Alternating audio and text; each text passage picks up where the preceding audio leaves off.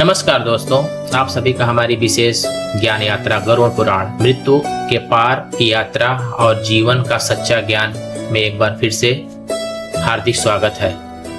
दोस्तों, यह पूरी श्रृंखला कई भागों में विभाजित की गई है ताकि हम गरुड़ पुराण के प्रत्येक विषय को गहराई से सरल भाषा में और वास्तविक जीवन के उदाहरणों के साथ समझ सकें। यदि आपने भाग 1 देखा है तो आपने जाना कि गरुड़ पुराण केवल मृत्यु का ग्रंथ नहीं बल्कि जीवन को सही दिशा देने वाला एक महान ग्रंथ है।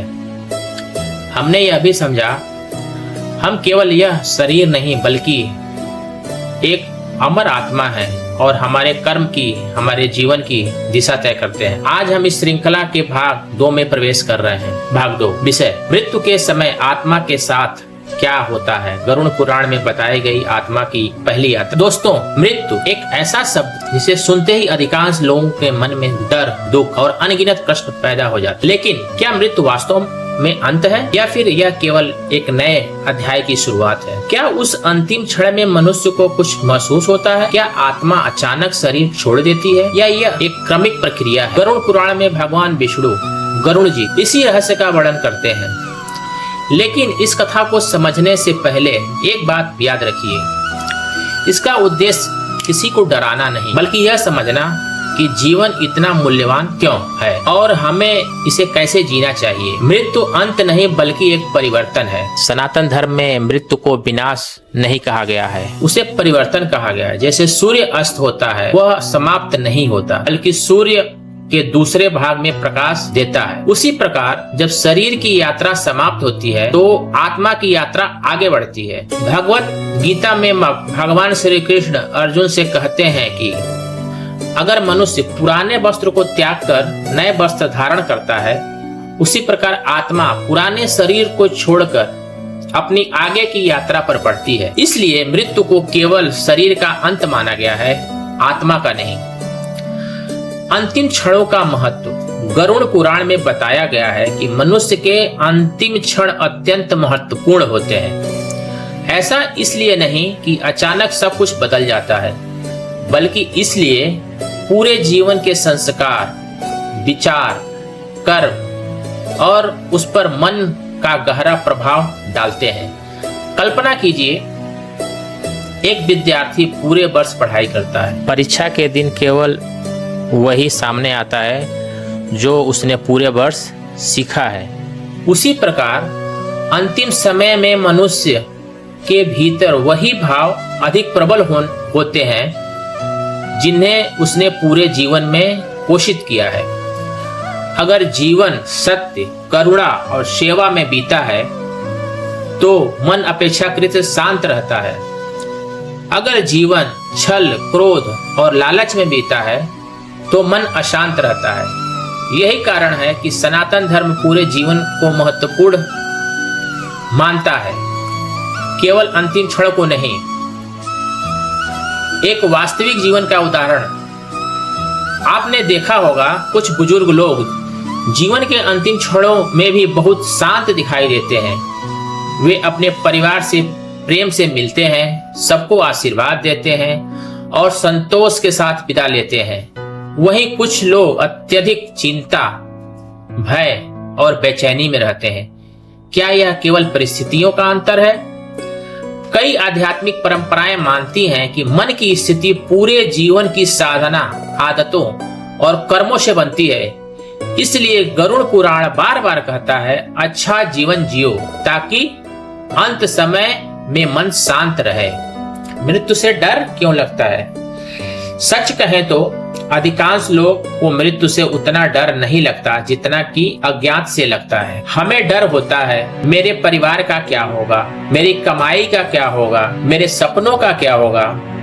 लेकिन एक प्रश्न स्वयं से पूछिए, क्या इनमें कोई भी चीज हमेशा हमारे साथ रहने वाली थी?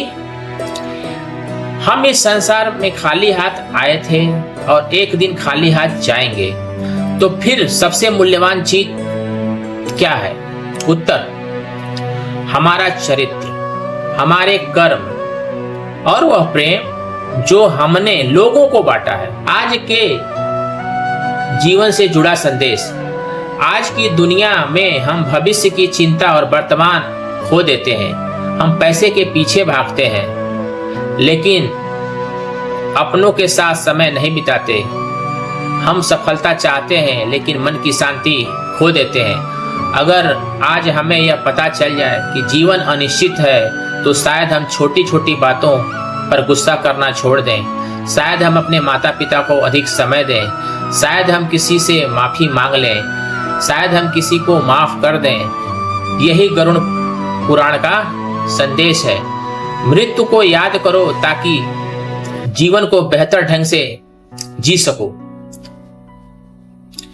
एक प्रेरक कहानी। एक राजा ने एक संत से पूछा, मुझे एक वाक्य बताइए, सुख में भी काम आए और दुख में भी। संत ने कागज पर लिखा, यह भी समय बीत जाएगा। राजा ने जब विजय पाई तो उसे याद आया, यह समय भी बीत जाएगा। जब उसने हार देखी तब भी उसे याद आया, यह समय भी बीत जाएगा। दोस्तों, जीवन भी ऐसा ही है, न सुख हमेशा रहता है न दुख। इसलिए हर पल को सही कर्मों से भर दीजिए। आज की कथा का निष्कर्ष।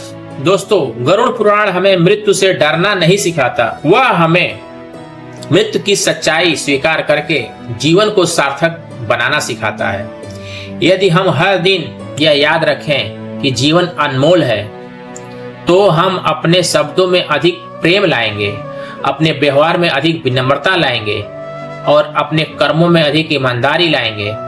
याद रखिए, मृत्यु जीवन का अंत नहीं, बल्कि एक यात्रा का अगला पड़ाव है। इसलिए ऐसा जीवन जियो कि पीछे मुड़कर देखो तो कोई पछतावा नहीं, संतोष दिखाई दे। आगे हम जानेंगे मृत्यु के बाद आत्मा की पहली यात्रा, गरुड़ पुराण में वर्णित मार्ग का रहस्य। क्या आत्मा तुरंत अपने गंतव्य तक पहुंच जाती है या उसकी एक विशेष यात्रा होती है, और इस यात्रा का हमारे कर्मों से क्या संबंध है? इन्हीं प्रश्नों के उत्तर हम अगले भाग में जानेंगे। इस पूरी गरुड़ पुराण मृत्यु के पार की यात्रा और जीवन का सच्चा ज्ञान श्रृंखला को देखने के लिए चैनल को सब्सक्राइब करें, वीडियो को लाइक करें और बेल आइकन को जरूर दबाएं।